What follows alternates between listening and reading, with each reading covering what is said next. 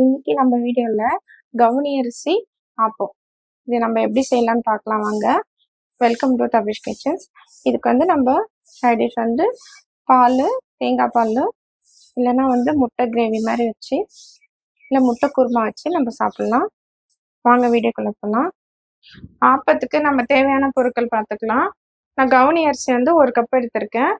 பச்சரிசி 1 கப்பு, தேங்காய் தண்ணி, நான் எள்ளீர் வேணா கூட எள்ளீர் எடுத்துக்கோங்க. நான் தேங்காய் தண்ணி 1 கப் எடுத்திருக்கேன்.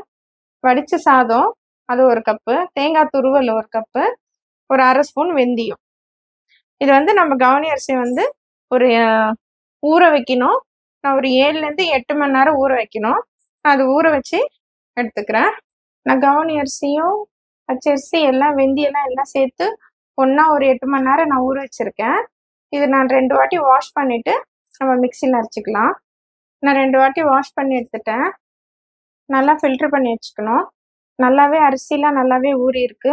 இது எவ்வளோக்கு ஊற வைக்கிறீங்களோ அவ்வளோக்கு வந்து நல்லா வந்து மாவாக நல்லா அரைக்க முடியும். இல்லைன்னா ஊற வைக்கலன்னா இதை அரைக்க முடியாது. நல்லா ஒரு 8 மணி நேரம் ஊறினாதான் இது அரைக்கிறதுக்கு மாவு நல்லா வந்து நைஸாக அரைக்க முடியும். இது நான் மிக்சியில் அரைச்சிக்கிறேன். நான் மாவு அரைக்கிறதுக்கு நான் மிக்சி எடுத்திருக்கேன். இது 1 கப்பு சாதம், 1 கப்பு தேங்காய் துருவல், ஊற வச்ச அரிசி, இது கொஞ்சம் கொஞ்சமாக போட்டு அரைச்சிக்கலாம்.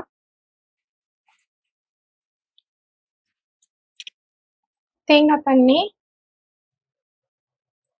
இதப்போ நான் அரைச்சிட்டு வந்துடுறேன். நல்லா நான் அரைச்சிட்டு வந்துட்டேன். இது நல்லா மிக்ஸ் பண்ணிக்கோங்க.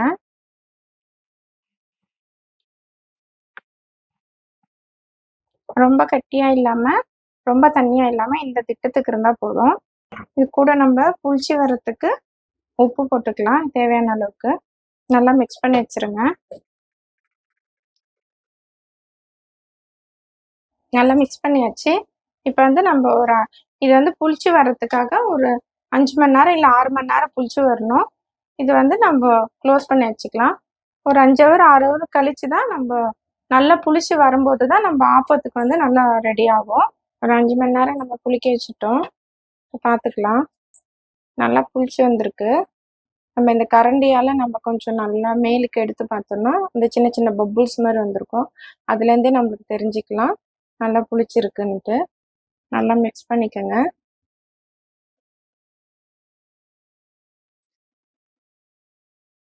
அவ்வளோதான். இப்போ நம்ம ஆப்பத்துக்கு ஊற்றுறதுக்கு ரெடி ஆயிடுச்சு.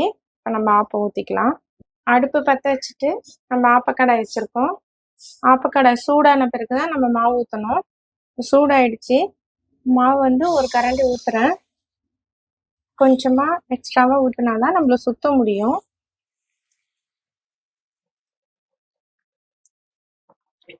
இதை அப்படியே க்ளோஸ் பண்ணி வச்சுக்கலாம். ஓப்பன் பண்ணி பார்த்துக்கலாம். இந்த அளவுக்கு இருந்தால் போதும். இது வந்து இப்போ நம்ம எடுத்துடலாம். ஒரு பிளேட்டில் மாற்றிக்கிறேன். அதே மாதிரி எல்லா மாவும் நம்ம ஊற்றிக்கலாம்.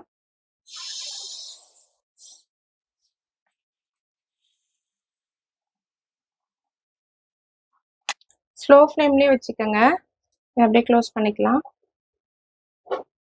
கவுனி அரிசி ஆப்பம் ரெடி ஆயிடுச்சு. இதுக்கு கூட வந்து நம்ம சைட் டிஷ் வந்து தேங்காய் பால் வந்து நான் நாட்டு சக்கரை போட்டு ஊற வச்சுருக்கேன். இது வந்து நம்ம முட்டை குருமாவும் யூஸ் பண்ணிக்கலாம், இல்லை வந்து நம்ம தேங்காய் பாலும் யூஸ் பண்ணிக்கலாம். நான் நாட்டு சக்கரை போட்டு இந்த தேங்காய் பால் கொஞ்சமாக ஏலக்காய் தூள் போட்டு அது ரெடி பண்ணி வச்சுருக்கேன். இது வந்து உண்மையிலேயே வந்து ரொம்பவே சத்தானது தான், உடம்புக்கும் நல்லது. இது வந்து நம்ம வாரத்தில் ஒரு முறை செஞ்சு சாப்பிட்டா கூட உண்மையிலேயே வந்து உடம்புக்கு சத்தானது தான்.